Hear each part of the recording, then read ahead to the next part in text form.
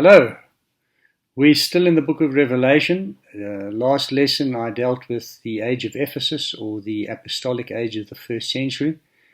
We now move into the church at Smyrna, which was the age of persecution in the second and third centuries.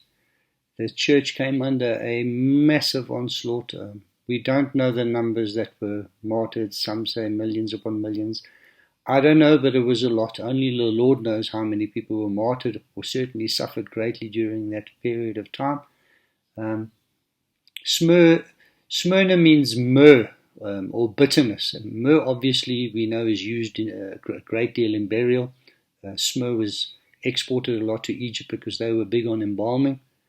The way myrrh is made is you make an incision in the bark of the tree, and then the sap oozes out. You draw out that sap, and it's used as myrrh. In this age, as I said, Satan came fiercely against the church. And if you look at the first century church, they had fallen from their first love.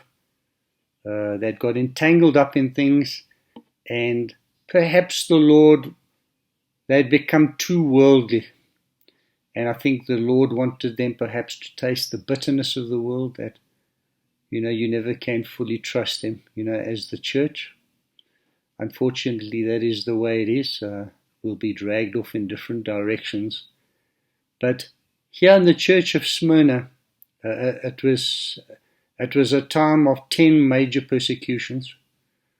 And the Lord appears to them, as I said, in relation to his character and his description in chapter 1. But let's look. Remember, I said I'm going to use the parables in Matthew chapter 13 as a parallel to each age. So the second parable parallels with this age of Smyrna. And you will see that second parable is about the wheat and the tares. So a man went out to sow wheat. Wheat is obviously Jesus. He's the grain of wheat that fell into the ground. John chapter 12 and verse 24. The man sowed wheat, but then an enemy came in while men slept and sowed tares. And if I think it's Edersheim's translation, when they asked who sowed the tares, Edersheim translates that a hostile person has done this. Well, the hostile person we know was Satan. And he sowed the tares amongst the wheat. And I believe the tares it was largely the Gnostics, because I mentioned the Gnostics earlier in the earlier lessons. And in the second and third century, they had a massive negative impact on the church with their teachings. You can go onto the internet and see what they taught and what they believed. It was more of a philosophy than anything else, but it still had a devastating effect on the teaching of the church, something which I don't think they fully recovered from, to be perfectly honest with this. You still see it even in our generation. We see Gnosticism, over the centuries it comes and goes, and it seems to rise its ugly head. It seems to be doing so now. But I think, there were obviously other false teachers, but the main ones were the Gnostics. And then after the second or third century, they kind of disappeared. But man, did they leave their mark behind. So he talks here about the tares amongst the wheat. Okay? The problem with tares is they get so intertwined with the wheat that you have to wait until full harvest before you can pull them out. And this is what Jesus said. He actually explained the parable. And even a seasoned farmer will struggle to tell the difference between a tare and a wheat. And the difference between the two when they come to full maturity is the tares stand upright and proud, but the wheat, because of the weight of the corns of wheat, they bow over and hang heavy, and they're golden brown. But I want to explain to you what the physical effect tares have upon a person, and then you will see the spiritual analogy that the Lord is getting across to us. So, darnel or wheat was quite common in the East, and enemies did used to sow the darnel amongst the wheat to people that they didn't like. The tares are bitter in taste, and the effect of eating them is drunkenness, a general trembling. There can be an inability to walk spiritually, hindered speech and vomiting, can't talk properly. Some ancients believed it caused dim-sightedness, and in some cases it caused death. So this shows the effects spiritually that can happen to the children of God when they eat the wrong food. And I find it quite curious that in this parable he focuses very much, or pretty much only, on the false teaching, which you get an allusion to, as we will see now, in the church of Smyrna, the synagogue of Satan. Whereas Jesus' letter to Smyrna deals quite a bit with the actual persecution of the saints. So these two ran parallel together, the false teaching and the persecution of the church. All right. So let's look at the epistle itself. These things says the first and the last, who was dead and came to life. So he says he's the first and the last. He is before everything. He's eternal. But he was dead. He came into time, took upon himself a human body, died the death, a martyr's death, and has come to life again, literally. And I find the interesting thing is that if you go and look at the inscriptions at Smyrna, you will see some of them, they literally say, this is Smyrna, or the city of Smyrna, that was dead and came to life again. So Jesus takes up that title for himself. But now he has the keys of death and Hades in his hand. He, first and second death, he has the keys. He's the master over those through his own life, death, resurrection, and ascension. And he can make us stand. So he says here, I know your works, your tribulation, and your poverty, but you are rich. So he was watching them, and he knew that they were active in the service of the Lord. They were for God. But there was tribulation, thlipsis, it's pressure to the extreme. It's used of wheat being ground. So they were going through a very, very hard time. But they were still energetic in their labors. They still clung to the Lord and stood for the Lord and for his name. And he says, I know your poverty. Rotherham translates it destitution, absolute poverty, nothing. They had nothing at all. Everything was basically taken from them. But he says, yet all the while you are rich. So we can be poor in natural things and rich in spiritual things. And down the ages, that has been very much the case. Remember, Jesus said, lay up for yourself treasure in heaven. Don't lay up for yourself treasure down here on the earth. Lay up your treasure in heaven where nothing can touch it. It's an eternal, incorruptible thing in heaven. Peter alludes to that in his second epistle. But yet all the while you poverty-stricken, while you're suffering, while you're laboring, you are rich. So wherever you are, you're watching this, if that's what you feel, just remember, your treasure is in heaven. God's watching you. God has his eye on you. God is keeping you. And he says, I know the blasphemy of those who say they are Jews and are not, but are of the synagogue of Satan. Now, the synagogue of Satan is interesting. It's the first time he uses this term. He uses it later to the church in Philadelphia as well. But here you see it in its germ form. It's starting to develop. Obviously, this represents the tares that were sown amongst the wheat. You can see what the synagogue constitutes. They say they are Jews or not. Now, that might have been a literal application in the first century, but certainly the spiritual application that applies at the time of the persecution of the second and third centuries is they were typically uncircumcised in heart, Romans 2:28-29. They professed to be saved, but they actually weren't saved. Their hearts, they weren't cut in the spirit. They weren't born again in spirit. And this is what constitutes the synagogue of Satan. It's a developed, organized form. Remember, we referred to the deeds of the Nicolaitans, probably a clergy and laity system, but they weren't really saved people. They relied on fleshly descent and privileges rather than a relationship with the Lord, having a meaningful relationship with Christ. And as the distance between the church and the synagogue widened, and in this age, that is exactly what happened, is the tares went one way and the wheat went in the opposite direction. But while the tares, the synagogue of Satan, was growing and developing into a system, the wheat was being thrown into the fire. And when I say the wheat was being thrown into the fire, I mean what he says in the next verses. Do not fear any of those things which you are about to suffer.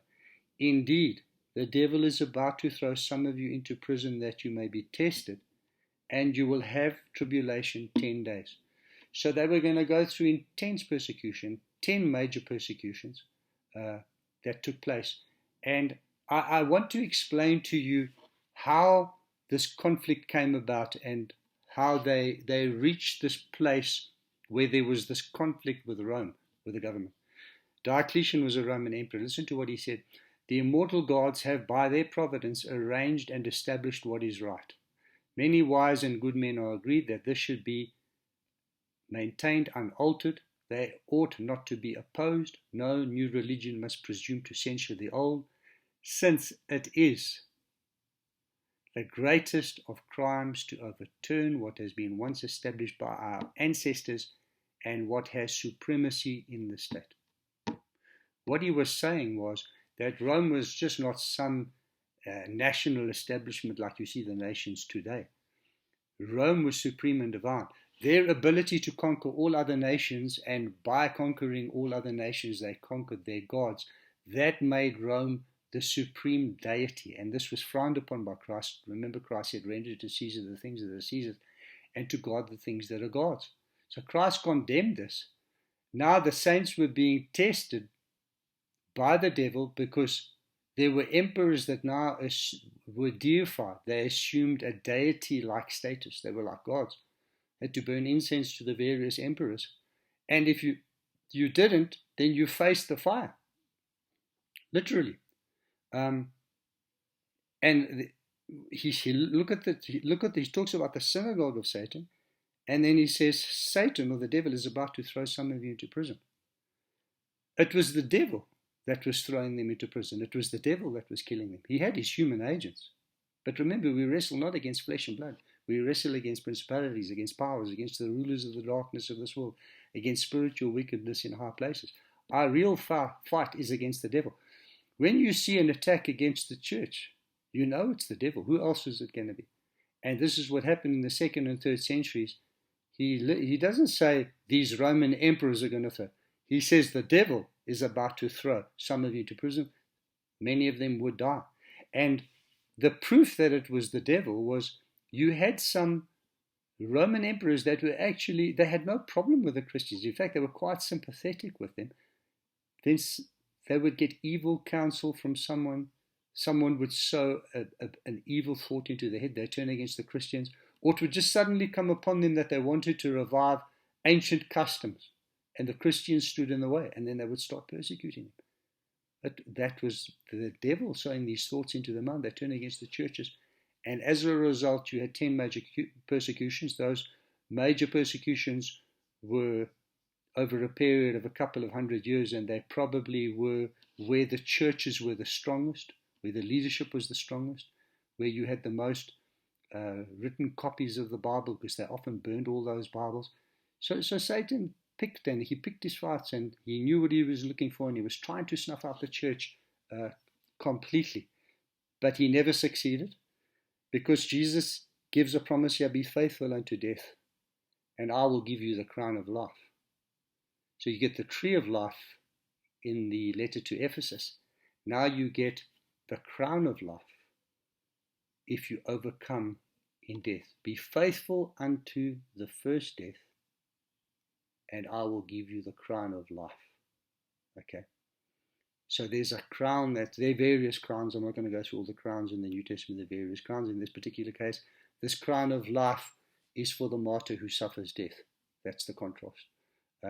Overcoming death. So humiliation in this world is the pathway to glory, and it checks the decay and the corruption and the rot in the church, because death works in us, life in you. 2 Corinthians 4 and 5. That's the principle. Take up your cross. You take up your cross, deny yourself. It's life for you, it's life for others. Okay? So they needed to put strong faith in the Lord. Now, this one is a little bit of a touchy subject, but we have to stick with exactly what the Lord says here. He says, he who has an ear to hear, let him hear what the Spirit says to the churches. That's all of us. In any age of persecution, he who overcomes shall not be hurt by the second death. Now, I know the matter of eternal security is a touchy subject, but I'll touch on it anyway, because I have to go with what the Lord says. I can't go with what human opinion says. He who overcomes the first death will not be hurt by the second death. What's the second death? He tells us quite clearly, there's no sign or mystical meaning in Revelation 20 verses 14 and 15, that the second death is the lake of fire. If you overcome and you don't reject the Lord or deny him, you will not be hurt by the second death. You will have the crown of life. If you deny him, he will deny you. Paul himself said that. I think it's 2 Timothy 3 or 2.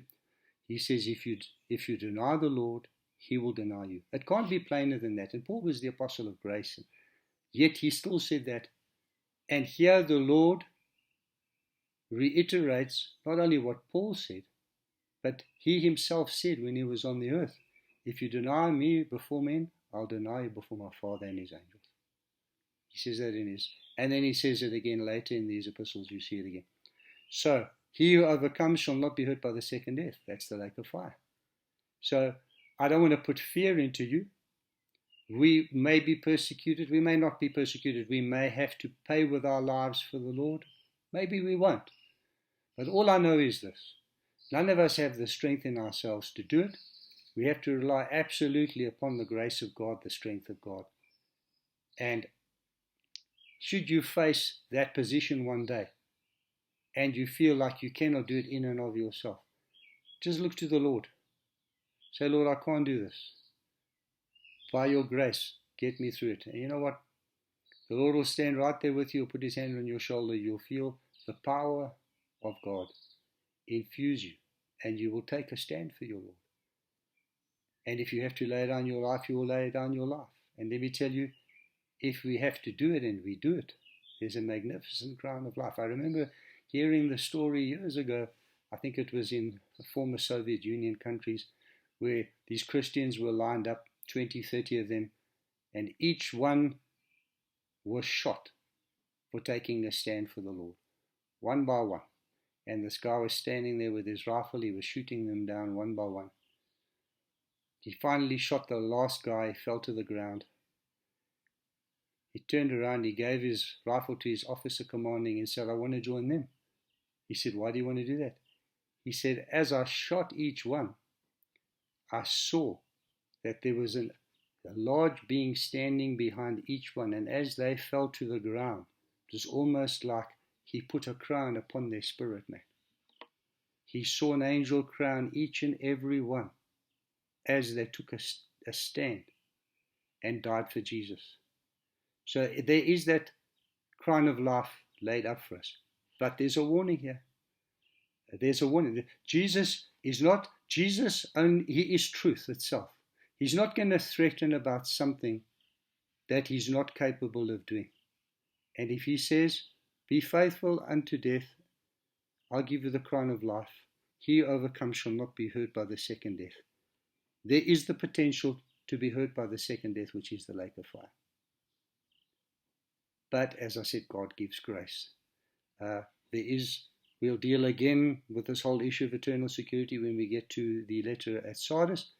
But for now, this was an age in the 2nd and 3rd century, a great time of testing. Many, probably millions gave their lives for the Lord. The death of those martyrs laid a very strong foundation for the church in the ages to come. Here the devil came as the roaring lion. The next lesson that we're going to go into is the church of Pergamos, where you see the unifying of the church with the state, which actually began with Emperor Constantine. And there he doesn't come as the roaring lion, he comes more as the deceiving serpent. And I look forward to doing that lesson with you. So, blessings in Jesus' name until we meet again.